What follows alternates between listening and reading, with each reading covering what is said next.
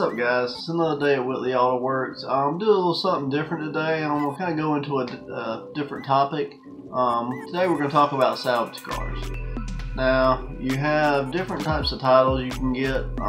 Salvage title cars are not as bad as a lot of people make them out to be. The biggest difference with salvage title cars is you can't get auto loan against it. So basically, you could go get a personal loan and all that. But a lot of times, just because a car is salvaged, it shouldn't necessarily scare you away from it. As always, do your research. You want to get the vehicle history. You want to see, a lot of times you get Carfax. I have gotten cars before where the Carfax didn't show everything. I've actually bought a Lemon before. I bought a WRX back in 2006, and it was still clean title, but it wasn't even reported. So I got it and I bought the car, and turbo wasn't acting like it should. It wasn't boosting properly. So I actually took the car to the Subaru dealership. Well, when I took the car to the Subaru dealership and dropped it off, they called me back about 2 hours later and said, Mr. Whitley, come down here, we got something to show you. I get down there and they got the car up on the lift, and the whole front end, there was brand new Subaru stickers on the whole front end.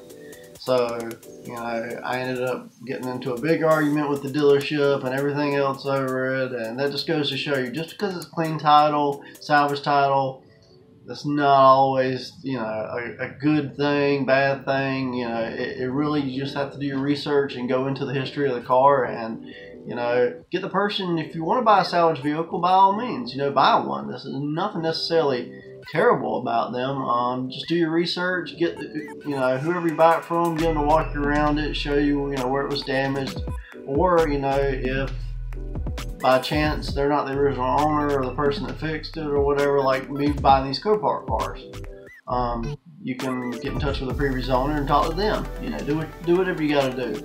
But typically they say, if it totals more than 75% of the retail value of the car, they total loss it. But I've seen ones that it's not nowhere even close to that in damage, but the insurance companies, sometimes they just write them off.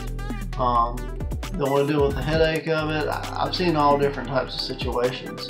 So like I said, just because it's clean title, salvage title, it doesn't always necessarily make a difference. You have cars sitting on the car lots that were wrecked at one time worse than some of the cars I see come through Copart that are salvaged. Even like flood vehicles. Flood vehicles are what I consider to be a lot of times the biggest joke, because you got trucks that the water didn't even get above halfway up the wheels, where it didn't get in the engine bay, it didn't get into the actual cab of the car, and it still totaled. So I've seen all types of weird situations dealing with Copart, and this is some of the things I've noticed. But yeah, it's crazy. A lot of the cars, they come when they're wrecked, salvage title, usually it exceeds 75% of the value of the car, and then it gets branded a salvage title, and then it goes through an inspection process and gets deemed salvage rebuildable. Which means basically salvage rebuilt titles. When you see a rebuilt title versus a salvage title, what that is it's a car that's been wrecked and it's basically been approved to be fixable for back on the roads, been inspected and all that. But you do have cars that pretty much are just designated as parts vehicles. I'll do a separate video on Copart and kind of walking you through all that to kind of show you, the ins and outs of that, like I promised in past videos. But yeah, today I just kind of wanted to go briefly into salvage vehicles and just kind of talk about them. Obviously, I got a Ford Focus coming up for sale here soon, and like I said, some people are, skittish, scared about them. But the biggest thing is just do your homework, do your research. As you've seen with the Focus I got, it had, it had mild damage. I mean, nothing crazy really. I mean, no frame damage or anything like that. Definitely not something that I would, compared to other vehicles, definitely deem as a complete just write-off. But yeah, insurance get involved with the different paint auto body places and stuff like that, and they do their estimates, and body shops charge outrageous amounts of money to do this stuff.